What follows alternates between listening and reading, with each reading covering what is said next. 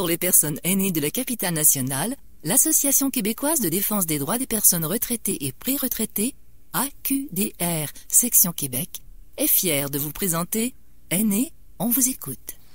Alors, un beau bonjour aux auditrices et aux auditeurs. Je suis Judith Gagnon, présidente de l'AQDR Québec. Toujours contente d'être là avec vous. Écoutez, la mission de l'AQDR, je vous la répète, c'est la défense des droits des personnes aînées. La défense collective, on a énormément d'informations, de sensibilisation pour les aînés et aussi la défense individuelle. On a des travailleurs de milieu, on a une avocate, on a des stagiaires, on a toute une équipe qui est prête à vous aider. Je vous rappelle, notre numéro de téléphone, c'est le 418-524-0437. Écoutez, aujourd'hui, on revient sur une question qui est fondamentale. On vient de vivre, puis on n'en est pas sorti, là, je vous le dis tout de suite, puis vous le voyez avec moi, on revient sur la situation des aînés. Après la pandémie, mais on dirait peut-être pas après, mais à la fin d'une grosse période de pandémie. Alors, j'accueille avec moi Madame Suzanne Gadebois, qui est travailleuse de milieu à l'AQDR Québec. Bonjour, Suzanne. Bonjour, Judith. Ça me fait plaisir d'être avec toi aujourd'hui. Ben, moi, énormément plaisir. Madame Gadebois est une personne très consciente de la situation des aînés, qui travaille avec nous, puis elle démontre un bon esprit aussi pour essayer de voir qu'est-ce qui se passe là dans la situation. Puis c'est pour ça que ce matin, je voulais qu'elle partage avec vous son point de vue sur la situation des aînés à cette période-ci de la pandémie. Puis de tout ce qu'on vit aussi, là. On a eu la pandémie, puis maintenant on a une guerre qui est loin, mais c'est rien pour améliorer l'atmosphère. Alors, Madame Gadebois, qu'est-ce que vous voyez maintenant? Est-ce que les aînés, vous voyez qu'ils ont changé depuis le début de la pandémie? Est-ce que c'est pareil? Comment ils réagissent à la fin progressive des mesures? Alors, la question est très vaste. Je vais essayer d'y répondre du mieux possible. Je dirais que chez les personnes de 70 ans et plus, mettons, même si la QDR traite les personnes de 50 ans et plus, alors je dirais que 70 ans et plus, les personnes sont plus affectées, sont plus conscients de, comment je dirais, de la valeur de la vie dans son enfance. OK? C'est ce que je dirais dans un premier temps. Maintenant, comment sort-il de la pandémie? Je dirais que il y a trois considérations importantes. D'abord, il y a le lieu où ils demeurent, il y a leur état de santé, il y a leur soutien aussi. OK? Quel est le soutien qu'ils ont eu pendant cette période-là? Alors, allons-y avec le lieu. Oui. Le lieu, bien, il y a des personnes aînées qui restent dans des résidences pour personnes âgées ou encore des CHSLD. Bon, les deux sont pas la même chose, c'est pas la même réalité, mais pendant le confinement, ces personnes-là ont vécu là une absence totale d'activité. Dans certaines résidences, ils étaient interdits de sortir. Ils devaient manger dans leur appartement, pour quelques-uns en tout cas. Les cafétérias ont fermé. Bon, bref, cette période-là a été très dure pour leur morale, vraiment. Donc, je dirais que s'ils avaient le soutien de leur famille malgré tout, OK, soit au téléphone, soit par tablette, soit par l'ordinateur, ces personnes-là s'en sont mieux sorties. Bah, peut-être, enfin, ça dépend, il y a toujours une variété de personnes, n'est-ce pas? Ouais. Alors, ces personnes-là, maintenant que les activités reprennent, ils sont très contents. J'ai parlé avec une dame cette semaine qui me disait que dans la RPA où elle demeure, les activités de bingo avaient recommencé, qu'elle jouait aux cartes tous les après-midi. Donc, ces personnes-là, maintenant, peuvent se rassembler. OK. Et ça, là, ça les aide énormément. dirais, est-ce qu'ils sont craintifs? Je dirais pas dans l'ensemble, OK? Ils sont juste contents de voir que c'est fini. Bon, Ils sont pas inquiets. Pour ceux qui restent dans les RPA et qui sont en bonne santé, OK? OK. Je maintiens ça. Ceux qui sont en CHSLD, bien, les proches aidants vont revenir. Donc, eux aussi, au niveau social, là, la vie va reprendre, OK? La motivation va être là.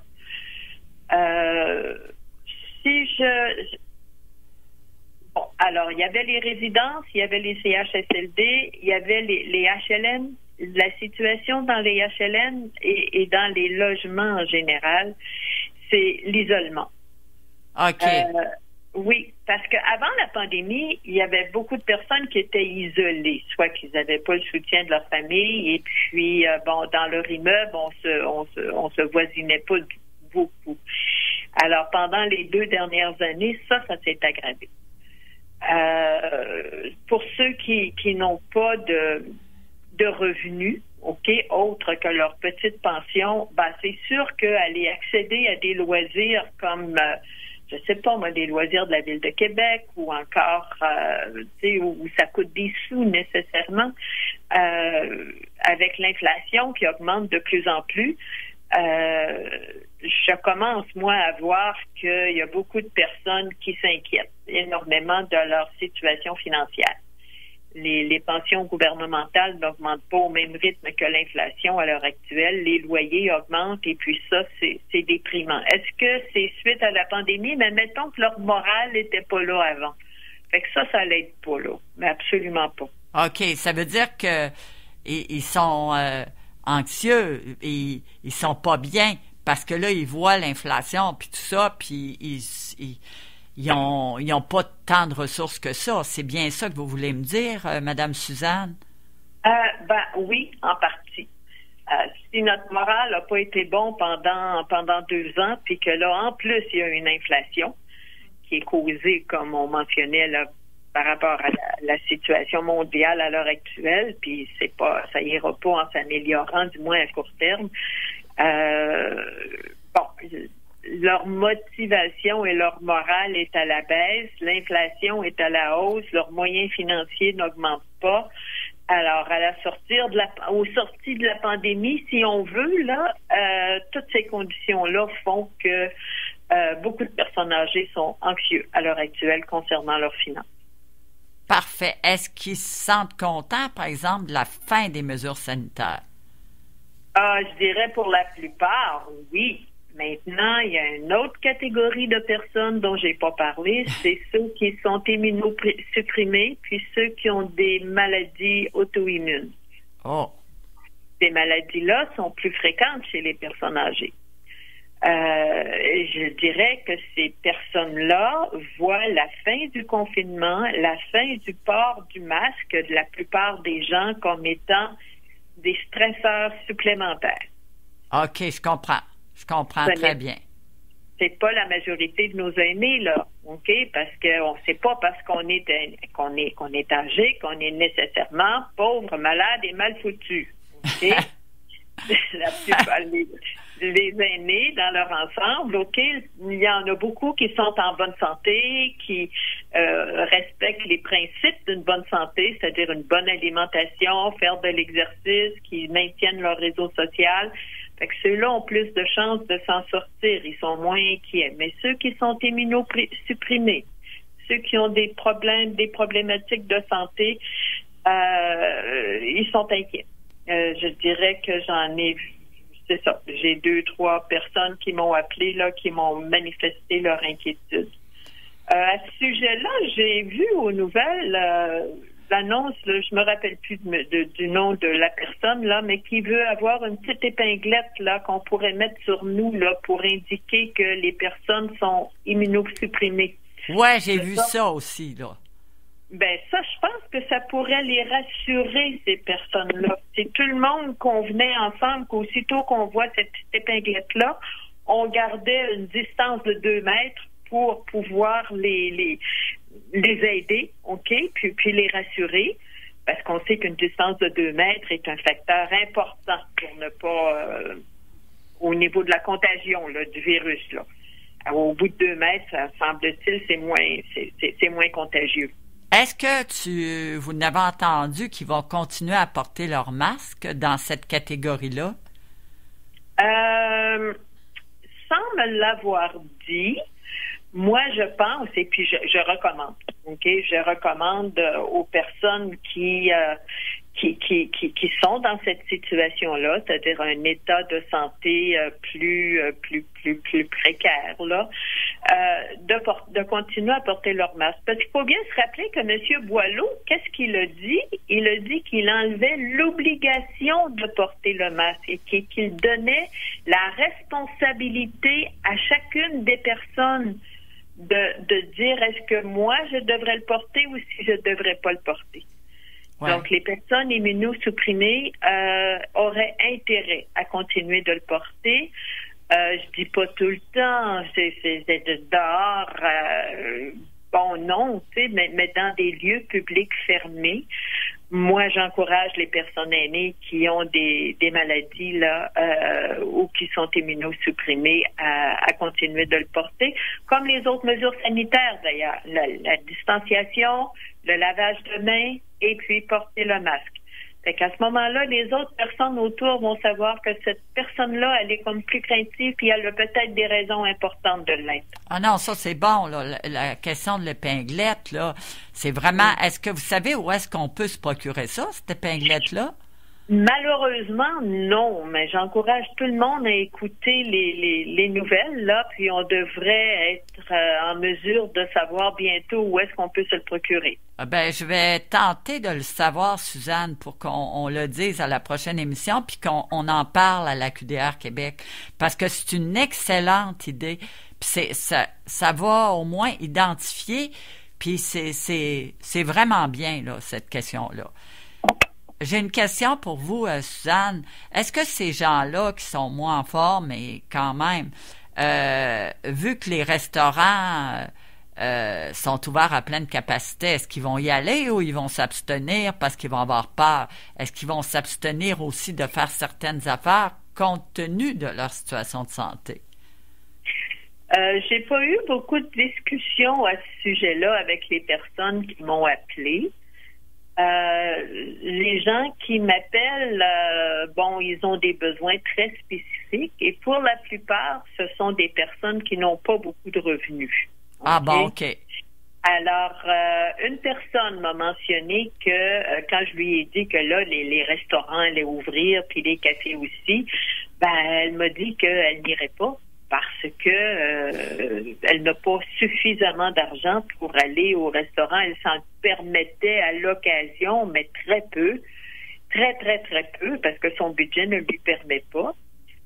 Je recommande souvent, plus régulièrement, en tout cas, à des personnes qui m'appellent de consulter un organisme communautaire qui se spécialise dans l'analyse des dépenses de ces personnes-là, de façon à les sécuriser pour savoir est-ce qu'ils en ont encore pour longtemps en avant d'eux autres, là, ou bien, tu sais, pour ceux qui avaient un petit pactole, là, tu sais, d'accumuler, là, ou bien s'ils doivent tout de suite essayer de penser à déménager pour aller ailleurs, là. Ah, je comprends.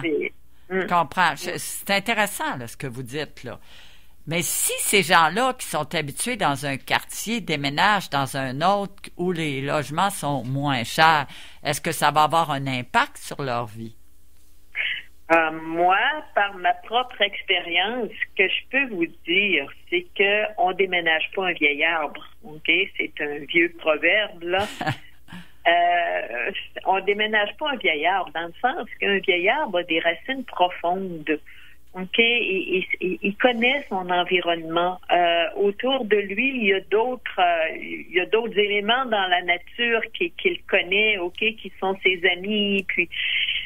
Si on déménage une personne dans un autre quartier puis que cette personne-là n'a pas de soutien, ça va être important qu'il déménage dans des endroits où il y a des réseaux sociaux, où il peut y avoir des lieux de rencontre à l'extérieur, il peut y avoir des parcs, il peut y avoir des endroits où ils peuvent aller s'asseoir sur un banc puis parler à d'autres personnes. Ben, juste déménager pour réduire les dépenses, non, c'est un facteur de stress très, très important. Mais Très, très, très, très important. C'est important, là, Madame Gadebois, ce que vous dites, là, parce que il y a des fois, on considère pas ça. On considère juste, on coupe nos dépenses, mais, puis, au niveau de la santé globale d'une personne, vous dites que l'environnement est très important. Moi, je dirais que c'est le facteur numéro 1. Plus on vieillit, plus on est anxieux. OK? Alors, oui, il faut avoir un toit au-dessus de la tête, ça, c'est bien sûr. Mais, et puis une capacité financière de vivre aussi.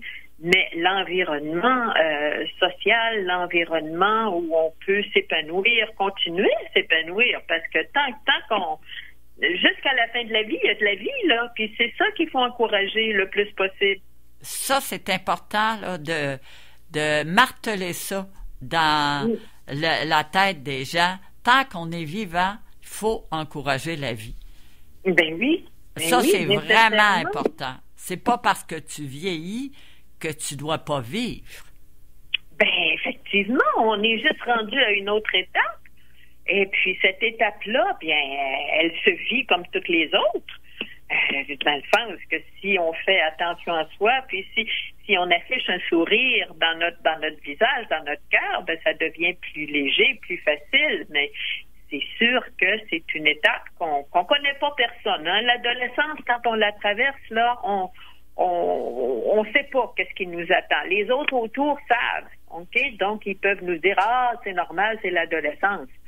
Après ça vient l'âge adulte. Ben là, on est tous des adultes en même temps. Fait que bon, correct, on est capable de sortir des lignes conductrices.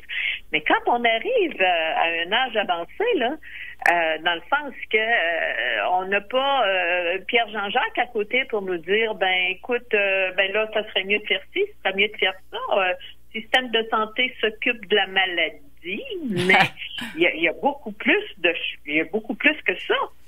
Ouais, je comprends. Puis même, là, vous abordez quelque chose de fondamental. Le système de santé est déficient dans le moment. Parce qu'il y a beaucoup de gens qui n'ont même plus de médecin de famille. Le soutien à domicile est difficile aussi.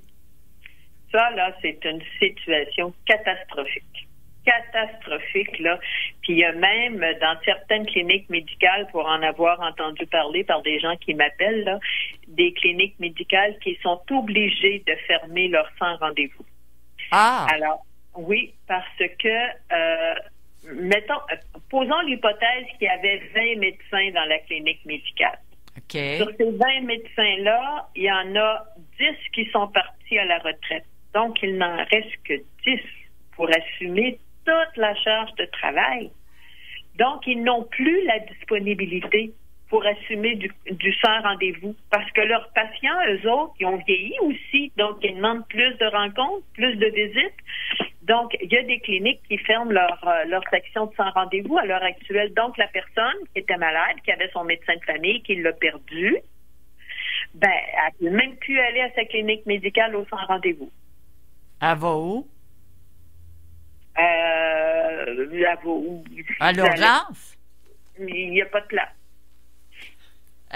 On arrive à un état là, de situation là, qui est quand même pas simple et pas facile. Non. Vraiment pas. Des personnes qui ont des maladies, ce qu'un médecin m'a mentionné, là, c'est, mettons qu'une personne souffre de maladie, d'une maladie X, là, puis qu'elle est suivie par un spécialiste. Ben maintenant, la responsabilité de suivre la personne est remise comme au spécialiste. Fait que la personne continue d'avoir son spécialiste, donc un médecin qui peut suivre sa maladie à elle. Mais de façon globale, une petite entorse ou une petite entaille ou une fracture, c'est l'urgence. C'est la seule place où on peut avoir accès à un médecin. Bon, ben alors, il faut pas trop y penser, mais c'est la réalité parce que là, on se demande un peu qu'est-ce qui va se passer. On va continuer avec nos considérations pour les personnes aînées. Le soutien de ces personnes-là, est-ce qu'il y en a qui en ont eu beaucoup durant la pandémie? Est-ce que ou qui en ont pas eu? C'est quoi la situation? Est-ce qu'ils vont continuer à en avoir après la pandémie? Qu'est-ce que vous en pensez? Ben, le soutien, il y a des personnes qui m'appellent qui ont un bon soutien de leur famille. OK? OK. Ça, il y en a beaucoup. Les proches aidants sont épuisés.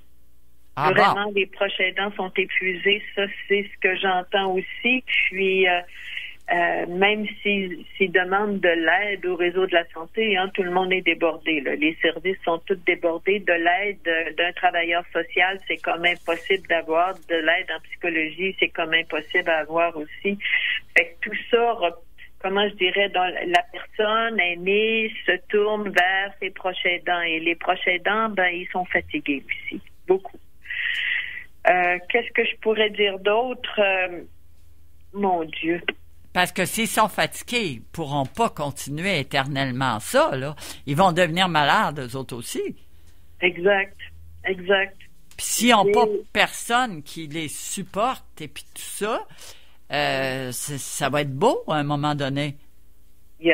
C'est sûr qu'il y a l'association des proches aidants là, qui peut leur venir en aide, là, puis leur donner à l'occasion un peu de répit, mais je parlais pas ces associations-là, c'est comme pour le conjoint qui a une personne malade, OK? Fait que ça, à ce moment-là, oui, il peut aller chercher un peu de répit, mais si c'est une amie qui reste ailleurs que dans l'immeuble de la personne, elle voit son amie dépérir, puis elle-même travaille encore, donc tu sais, c'est difficile de l'accompagner, puis il n'y a pas de filet social, là. C'est difficile. C'est vraiment, vraiment une situation où le réseau de la santé est débordé, ils en ont plein les bras, on essaye de frapper à plusieurs portes, puis c'est comme pas évident, là. Non. Et puis tout ça nécessite des coûts, hein. Ouais. Placer une personne là qui est en perte cognitive, là, c'est des coûts. Encore faut-il que la personne qui en est atteinte puisse avoir les moyens aussi d'être localisée en quelque part. Mais là, vous abordez quelque chose qui, moi, j'ai toujours été inquiète de cette situation-là. Quand une personne aînée commence à avoir des sérieux problèmes, cognitifs ou physiques ou quoi que ce soit, c'est dur de faire le chemin avec pour l'aider, pour y trouver une place d'hébergement. Je comprends qu'il y a le CIUS qui aide aussi, il y a un numéro de téléphone, il y a du soutien, mais est-ce que vous en avez vu qui ont trouvé cette expérience difficile? Avez-vous rencontré ça, surtout actuellement? Oui. Ah oui. Je peux vous parler d'un cas d'une personne qui a qui souffre de quelques maladies qui rend sa situation physique très difficile. Elle est isolée, elle reste toute seule dans son logement, elle n'a pas de soutien familial. Et mon Dieu, c'est comme pas évident de lui trouver un psychologue. Elle voudrait avoir accès à un psychologue, mais il y en a pas. Non. Il y en a vraiment pas de disponible, s'entend, là. C'est pas parce qu'il n'y a pas de psychologue. Il en existe des psychologues, mais ils sont tous débordés puis ils sont pas accessibles. Et puis cette personne-là a dépéri, là, elle se voit là dans un, comment je dirais, dans des murs d'une prison qui se rapproche de plus en plus, là. OK? Et puis elle sait pas comment s'en sortir. Donc l'angoisse augmente, la dépression, l'anxiété, qui sont des formes de maladie mentale, bien sûr. Tout ça est au maximum, là. Ah oui, j'en ai des comme ça aussi, là, qui m'appellent. Est-ce que le réseau de la santé les aide? Ils font ce qu'ils peuvent. OK? Je veux pas jeter la pierre à un système. Le système, il fonctionne par lui-même avec ses forces et ses faiblesses, là. Ceux qui réussissent à avoir de l'aide, j'espère que c'est de l'aide qui vont être utiles. Ce qui arrive aussi, c'est que cette aide-là, c'est souvent une aide limitée. Ils sont limités à 15 semaines, par exemple. OK? 15 semaines, on rencontre un travailleur social. Après 15 semaines, il n'y a plus rien, là. OK? La personne est laissée elle-même, là, puis elle n'a pas les moyens financiers, là, de se payer une thérapie privée, là. C'est vraiment des situations où on se sent tellement impuissant, là, puis c'est triste, c'est vraiment triste. Ben, je comprends que c'est vraiment difficile. Mais si on reprend, là, finalement, il y a des gens qui sont très, très contents que les mesures de confinement s'en aillent. Il y en a d'autres qui sont moins contents parce qu'ils sont pas très en forme, puis c'est stressant. Ça ajoute du soutien au stress. Puis il y en a qui sont seuls, sans beaucoup de sous, carrément, puis que là, eux autres, avec l'inflation, tout ça, puis le manque de ressources, eux autres aussi, même si on enlève les mesures, ils ont de la misère. Ils vont avoir de la misère aussi parce que tout a monté. Ben voilà. Alors, leur degré d'anxiété qui était vraiment très élevé pendant la pandémie, ben là, il baisse pas, là. OK? Le niveau d'anxiété augmente encore, là, en raison de leur situation financière. Alors, il faut que quelqu'un fasse quelque chose parce qu'il y a une partie de cette population-là ils vont avoir de la misère à s'en sortir. Ben, moi, je crois que oui. La mère de famille qui n'a jamais travaillé, qui n'a que sa régie des rentes et la PSV pour survivre, si elle a besoin de sa voiture au prix où est l'essence aujourd'hui, ben là, ils sont confrontés à des choix. Tu sais, est-ce que je mets de l'essence dans ma voiture ou si je vais m'acheter à manger? Tu sais, c'est comme... C'est assez compliqué, là. Il y a des choix à faire. Ça sera pas facile pour personne. Non, je pense que non, particulièrement pour les personnes plus vulnérables. Ça, c'est exact. Fait que, écoutez, on va certainement se rencontrer de nouveau la semaine prochaine, encore portant sur les aînés, parce que je vais avoir d'autres questions à vous poser. Mais je vous remercie énormément, Madame Gadebois, parce que on fait un état de situation, puis c'est important qu'on se le dise. Fait que merci beaucoup. Ben, ça me fait plaisir. Au revoir. Au plaisir de se reparler. Merci. Bonjour aux auditrices et auditeurs.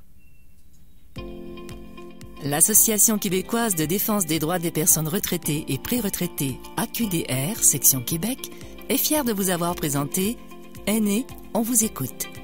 Pour connaître tous les services offerts, visitez le aqdr-québec.org ou encore téléphonez au 418-524-0437, poste 0.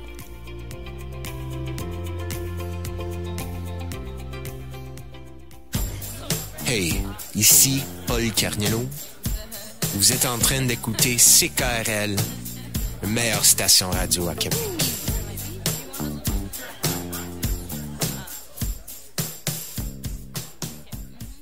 Ici Caroline Stephenson. Je vous convie à écouter notre nouveau segment Mise à jour, le magazine d'affaires publiques qui traite de l'actualité régionale diffusée à MaTV. Pour faire la lumière sur les grands enjeux de la capitale nationale, c'est un rendez-vous tous les mercredis 7h30 et vendredis 7h15.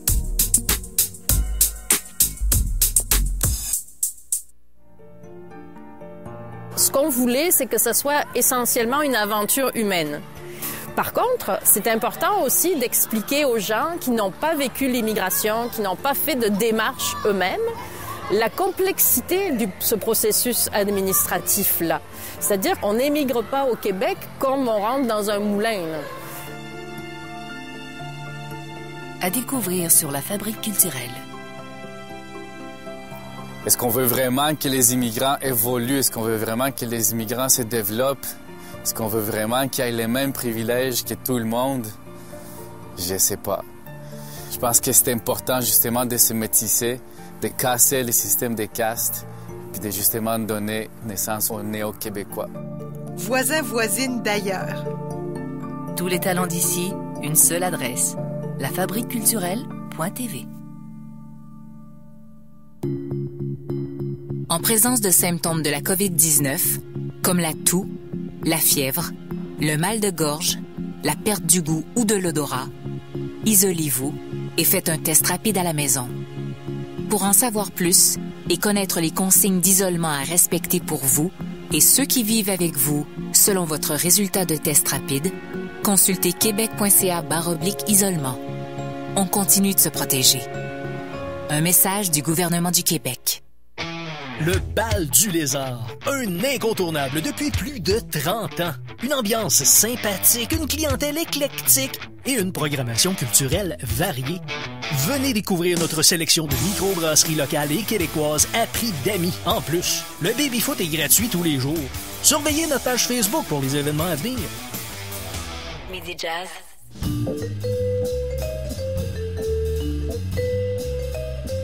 Midi Jazz vous est présenté par Audiolite, l'expert en son et images. Audiolite.qc.ca.